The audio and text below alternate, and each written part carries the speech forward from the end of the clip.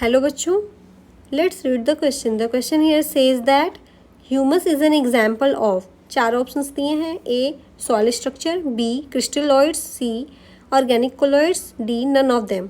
तो सबसे पहले की कॉन्सेप्ट की बात करें तो की कॉन्सेप्ट यहाँ पे है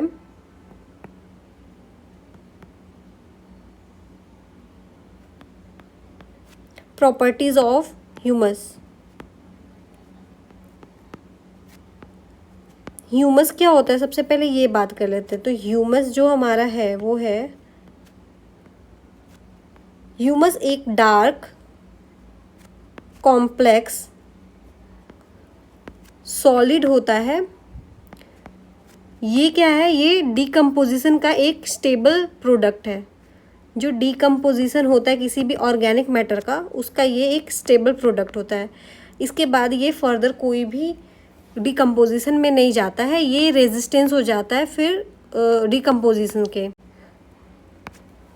ह्यूमस बनने के जो प्रोसेस होते हैं उसको हम बोलते हैं ह्यूमिफिकेशन। सबसे पहले बात कर लेते हैं ऑप्शन ए की। तो ए में हमारा बोला है सॉइल स्ट्रक्चर। तो क्वेश्चन में पूछा है क्या ह्यूमस एक एग्जाम्पल है सॉइल स्ट्रक्चर का। तो सॉइल स्ट्रक्चर क्या होते हैं, जो भी स्ट्रक्चर जो सॉइल को बनाने में हेल्प करते हैं।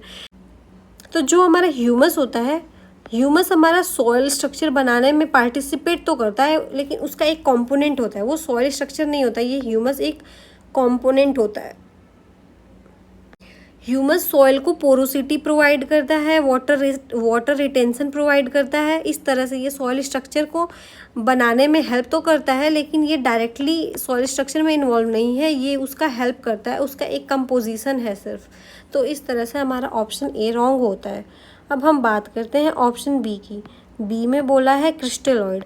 क्रिस्टलॉइड क्या होते हैं, क्रिस्टलॉइड ऐसे कंपाउंड, ऐसे मैटर होते हैं जो कि क्रिस्टल बनाते हैं। ये क्रिस्टल का फॉर्मेशन करते हैं। ये टिपिकली क्या होते हैं, वाटर सॉल्यूबल होते हैं, और ये वाटर में डिज़ोल्व होके ये एक ट्रू सॉल्यूशन बनाते हैं। ये ट्रू सॉल्यूशन बनाते हैं। ट्रू सॉल्यूशन का मतलब पूरी तरह से वाटर में डिज़ोल्व हो जाना। जैसे इसका एग्जांपल होता है, जैसे कि सॉल्ट और हमारा शुगर जो होता है वो वाटर में डिज़ोल्व होकर एक ट्रू सॉल्यूशन बनाता है।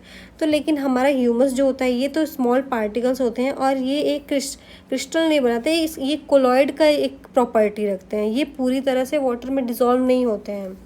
तो इस तरह से हमारा ऑप्शन बी भी रॉन्ग होता है। जो ऑर्गेनिक कोलॉइड्स है,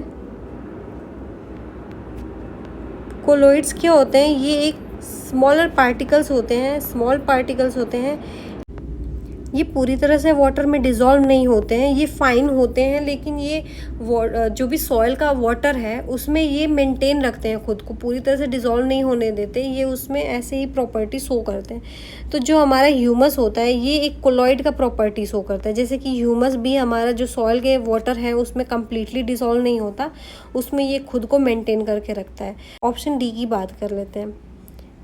डी में हमें बोला है नन ऑफ द अबव, तो ऐसा तो नहीं है, हमारा जो ऑप्शन सी है वो करेक्ट है। तो इस तरह से डी रॉन्ग होगा, और right answer is option C organic colloids. So that's it for the question. Hope you understood it well. Best of luck.